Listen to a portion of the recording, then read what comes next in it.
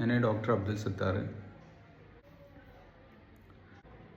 ഇപ്പോൾ ഈ വീഡിയോയിൽ ഒരാൾ ആക്രമിക്കപ്പെടുന്ന ഈ വ്യക്തിയെ പലർക്കും അറിയുണ്ടാവും. അദ്ദേഹം ആരാണെങ്കിലും ഒരു വ്യക്തി അദ്ദേഹത്തെ പിടിച്ച് വലിക്കുകയാണ്, ഷർട്ടിൽ പിടിച്ച് വലിക്കുകയാണ്.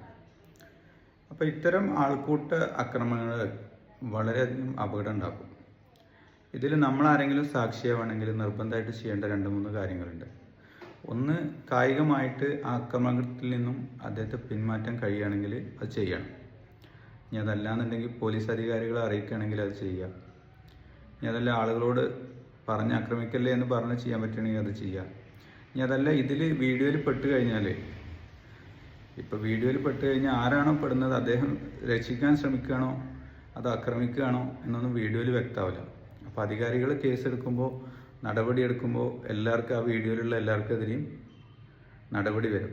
അങ്ങനെ ഇതിലിടപെട്ട് കഴിഞ്ഞാൽ എനിക്കും എൻ്റെ കുടുംബത്തിനും നാളെ ജയിലിൽ പോകേണ്ടി വരും, അല്ലെങ്കിൽ അതിൻ്റെ നഷ്ടങ്ങളുണ്ടാവും. ഒരു അക്രമിയായി ചിത്രീകരിക്കപ്പെടുന്ന പേടിയുണ്ടെങ്കിൽ ഉടനെ അവിടുന്ന് രക്ഷപ്പെടണം. അതില്ലാന്നുണ്ടെങ്കിൽ ഇതിൽ ഈ വലിക്കുന്ന ആൾ ജസ്റ്റ് ഷർട്ട് പിടിച്ച് വലിക്കുകയേ ചെയ്യുന്നുള്ളൂ.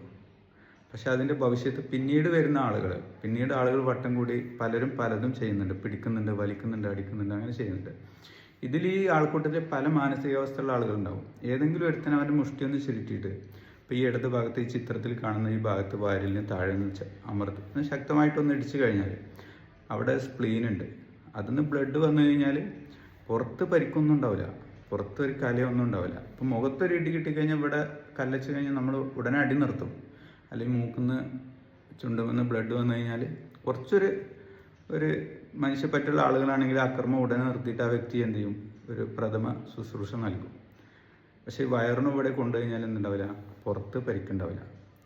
ഉള്ളിൽ നിന്ന് സ്പ്ലീന്, അല്ലെങ്കിൽ ഇനി ഈ സൈഡാണെങ്കിൽ വലത് സൈഡ് ഈ ഭാഗത്താണെങ്കിൽ അതിൽ ലിവറുണ്ട്. ഇനി കുറച്ച് ബാക്കിലാണെങ്കിൽ കിഡ്നി ഉണ്ട്, താഴെ കുടലൊക്കെ ഉണ്ട്. പക്ഷേ ഈ സ്പ്ലീനിനും ലിവറിനും കിഡ്നിക്കും തട്ടിക്കഴിഞ്ഞാൽ പെട്ടെന്ന് ബ്ലീഡിങ് സംഭവിക്കും.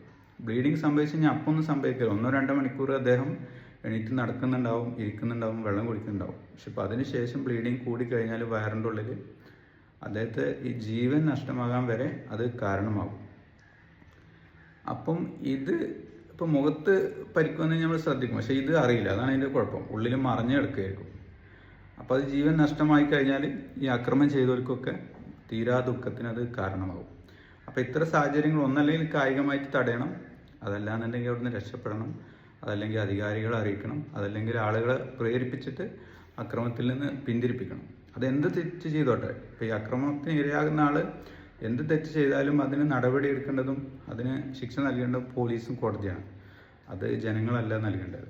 അപ്പം ഇതിൽ ഈ മുഷ്ടി ചുരുട്ടിയ ആൾ വീഡിയോയിലും ഉണ്ടാവില്ല, ഫോട്ടോയിലും ഒന്നും, വീഡിയോ ദൃശ്യങ്ങളിലൊന്നും ഉണ്ടാവില്ല. അവന് ആളുകളുടെ ഇടയിൽ കൂടെ നൂണ് വന്ന് ഒരു ഇടി കൊടുത്ത് അവന് രക്ഷപ്പെട്ടിട്ടുണ്ടാവും. പക്ഷേ ഈ വീഡിയോയിലും ഇതിലൊന്നും ഉണ്ടാവില്ല. ഇതിൻ്റെ ഭവിഷ്യത്തുകൾ അനുഭവിക്കുക ഒന്നീ ആക്രമണത്തിന് ഇരയായ ആളും അതിൻ്റെ ശിക്ഷ അനുഭവിക്കുക അതിന് തുടക്കട്ട ആളുകളും. തുടക്കട്ട ആൾ ജസ്റ്റ് ഷർട്ട് പിടിച്ച് വലിച്ചിട്ടുണ്ടാവും, അല്ലെങ്കിൽ ഒന്ന് തെറി പറഞ്ഞിട്ടുണ്ടാവും. ബാക്കിയുള്ള ആളുകളൊന്ന് പിടിച്ചു മാറ്റാൻ ശ്രമിച്ചിട്ടുണ്ടാവും, ഇടയിൽ കൂടെ ഒന്ന് ജസ്റ്റ് ഒന്ന് കൈ വെച്ചിട്ടുണ്ടാവും. പക്ഷേ ഇടിച്ച് മുഷ്ടി കിട്ടിയ ആൾ എന്ത് ചെയ്തിട്ടുണ്ടാവും, അടിയിൽ കൂടെ രക്ഷപ്പെട്ടിട്ടുണ്ടാവും. ഇപ്പോൾ ഒരു ആക്സിഡൻറ്റ് പറ്റിയിട്ട് ഒരാൾ ഡോക്ടറെ അടുത്ത് കൊണ്ടുവന്നു കഴിഞ്ഞാൽ ഡോക്ടർ പരിശോധിക്കുമ്പോൾ ഒരു പരിക്കുണ്ടാവില്ല പുറത്ത്. പക്ഷേ ഡോക്ടർ പറയും വയറ് സ്കാൻ ചെയ്യണം.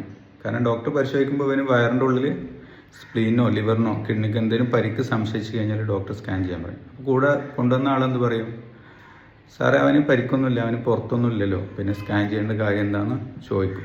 പക്ഷേ ഈ സമയത്ത് ഡോക്ടർ സംശയം തോന്നിക്കഴിഞ്ഞാൽ ഡോക്ടർ എന്ത് ചെയ്യും, ഒരിക്കലും സ്കാൻ ചെയ്യാതെ ഈ രോഗിയെ വീട്ടിൽ വിടൂല.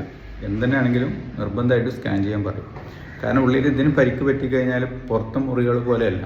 പുറത്തിപ്പോൾ വിരലും ഒരു സ്ക്രാച്ചായി അല്ലെങ്കിൽ തൊലിയൊന്നും മുറിഞ്ഞ് അത് ഒന്നും സംഭവിക്കില്ല. ബ്ലീഡിങ് നിന്ന് കഴിഞ്ഞാൽ അത് ഉണങ്ങും, അവിടെ ഒരു മുറിക്കാലേ ഉണ്ടാവും, ചിലപ്പോൾ കയറി വന്ന മുറിയൊന്നും പഴുക്കും, ഉണങ്ങാൻ സമയമെടുക്കും, അത്രേ സംഭവിക്കുള്ളൂ. പക്ഷെ ഉള്ളിലാണെങ്കിൽ അത് അയാളെ ജീവൻ കൊണ്ട് പോകും.